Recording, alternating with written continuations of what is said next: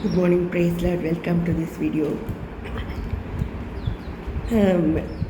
இப்போ காலையில் ஆண்டவர் என்னை எழுப்பி விட்டு ரெடியாக்கி காஃபி கொடுத்து சாட்சி சொல்ல வச்சுருக்காரு. அவருக்கு நான் நன்றியாக இருக்கிறேன்.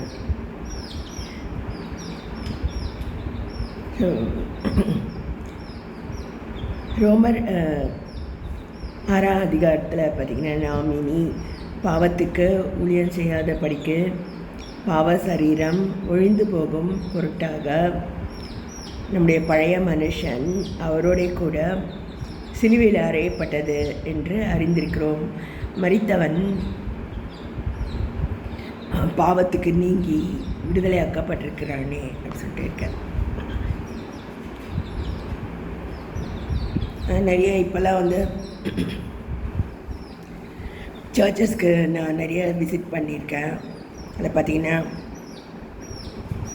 பிரதரை பற்றி சிஸ்டர்ஸ் மோசமாக பின்புறணி பேசுகிறதையும் அவங்க இப்படி அவங்க அப்படின்னு சண்டை போடுறது அதெல்லாம் நம்ம பார்க்கலாம். ஸோ இந்த பாவத்துக்கு நீங்கி விடுதலை அப்போ இவங்களுக்கு இல்லை போல இருக்கு அப்படின்னு நிறைய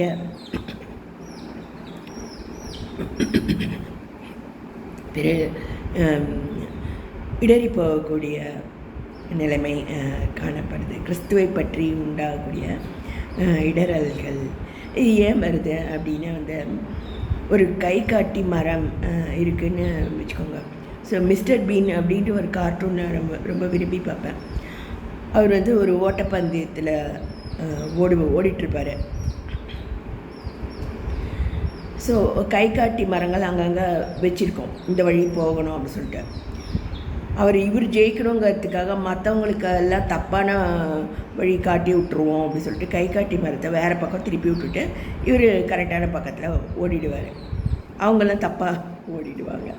ஸோ இது போல் தான் வந்து சாத்தான் தனக்கு கொஞ்ச காலம் மாத்திரம் உண்டு என்று அறிந்து ஸோ இந்த கடைசி காலங்களில் வந்து இந்த மாதிரி தப்பாக வழிகாட்டக்கூடிய கை காட்டி மரம் போல் அவன் செயல்படுறான்.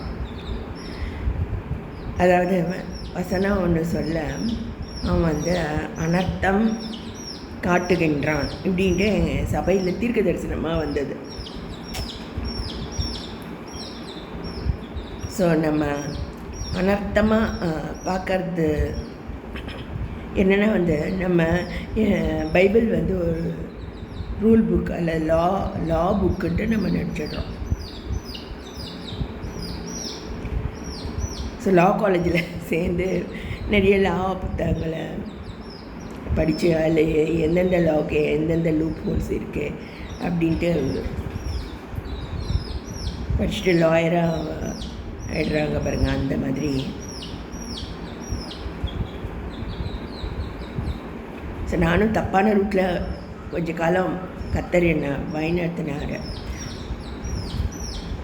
ஆனால் திரும்ப நான் நேர்பாதிக்கு நான் எப்படியோ கத்தரை கொண்டு வந்துட்டார்.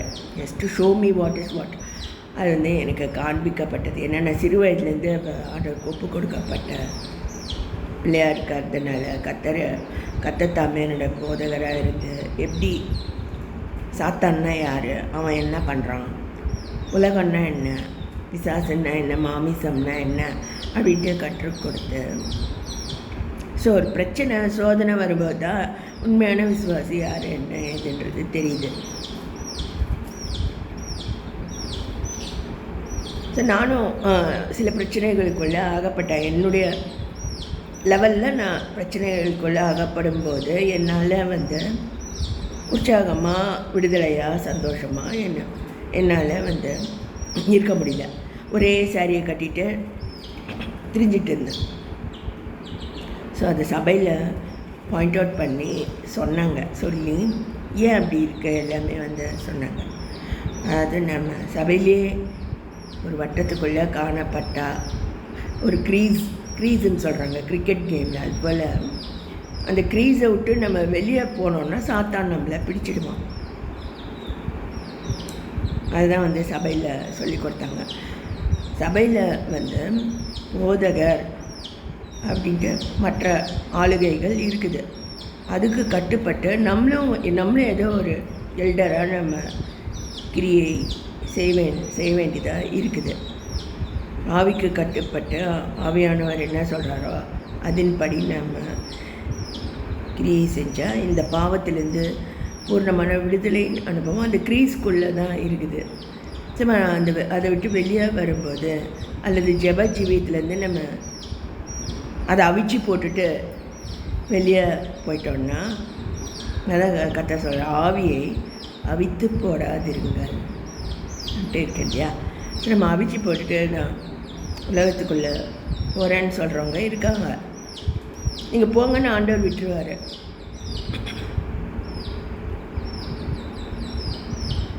ஸோ அதுலேயும் பிரச்சனைகள் வரதான் செய்யும்.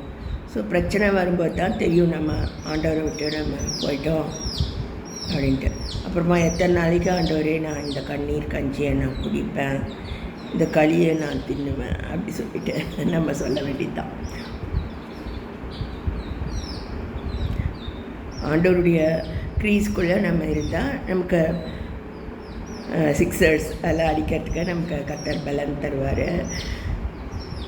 இல்லைன்னா கிரிக்கெட் பேட்டை எடுத்துகிட்டு போயிட்டு நம்ம விளையாட தெரியாமல் கிரிக்கெட் பேட்டால் பிச்சை எடுக்கிற மாதிரியே ஆகிடும் உலகத்துக்குள்ளே போனால். ஏன்னா சாத்தானுக்கு உலக மக்களுக்கெல்லாம் நல்லா தெரியும் இவங்க தேவனுடைய பிள்ளைங்க அப்படின்னு. நம்ம வெளியே போயிட்டா கூட அவங்களுக்கு தெரியும் இது தேவனுடைய பிள்ளை அப்படின்னு. ஸோ அவங்க நம்மளை சும்மா விட மாட்டாங்க.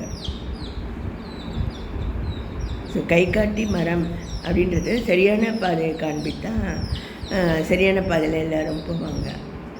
அதாவது வேதாமம் சொல்கிறது ஜெப ஜீவியம்.